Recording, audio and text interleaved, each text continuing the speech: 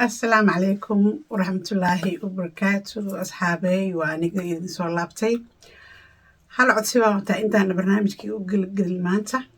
عدسيكي wuxuu yahay haddii aad channelka ku cusub tahay subscribe like share noo saar haddii aad nala joogtana gacmo furan baan kugu soo dhaweyneynaa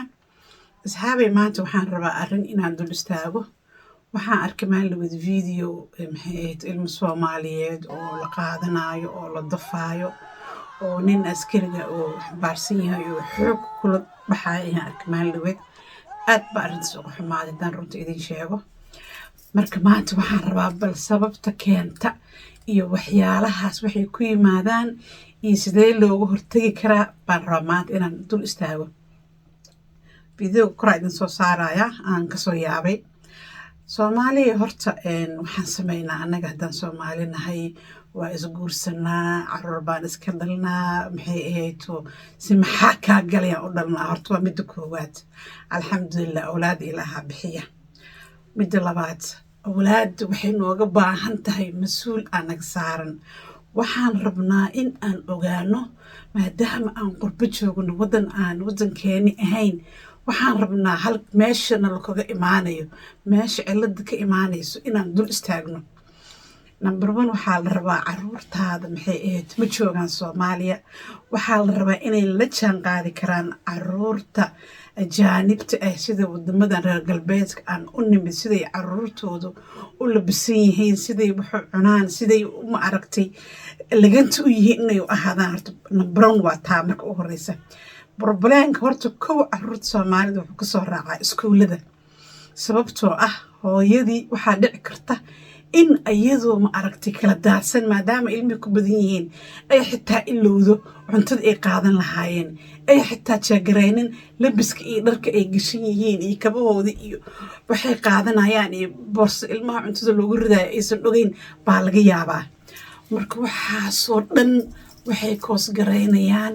in indho gaar ah lagu yeesho in adiga lagu soo fiiriyo in la yiraahdo cunugan maxaanta maxaasi ka ah cunto waxaa dhici karta mararka qaar waxaa dhacda oo xitaa anigu aan arkayba ilmaha Soomaalida qaarkood markay iskuulka aadayaan waxaa dhici karta in rooti qalal islaanta ay ugu ridabaaga inay cabitaan ka ilowdo in ay maxay ahayd fruitka ay qaadan lahayn iskuulka ay ka ilowdo waxaasoo dhan dadkaan aa ujeedaan oo iskuulada jooga macallimiinta dad waxaa jira qaas ah oo loogu talagalay inay il gaar ah ku hayaan caruurtaas imaanaysa especially kuwa ajaanibka ah markaa ajaanib tahay ood waddankaaga joogin waxaa imaanaysa in il gaar ah lagu leeyahay sababtoo ah laguma jecla runta markay timaado laguma jecla laakiin waa timidoo bini'aadanima lagu soo dhaweeyo waddankooda way ku qaabileen marka waxaa la rabaa in ay kasoo bilaabanto caruurta iskuulka inaa iska tiirisaan midda labaad oon raba inaan ka dhawaajiyo waxay tahay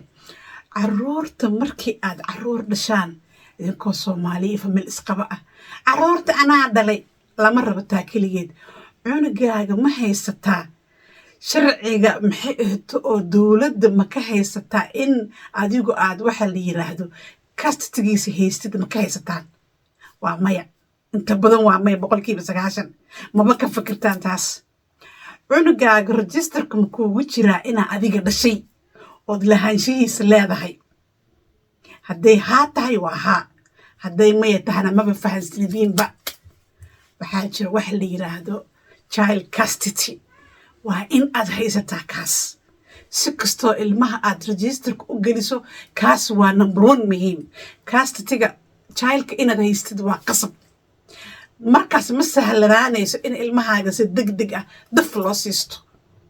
waddo dheeraa lagula soo marayaa sharci maxkamad waa sheekadu way badanaysaa laakiin ilmaha anaa dhalay anaa hooyadiisa anaa aabihiisa waa kan keliya ma shaqayso indhaha fura Soomaaliyeed ha maalin kasta aad la hedeen waa idin jeeday videoga intaa idin soo saaraya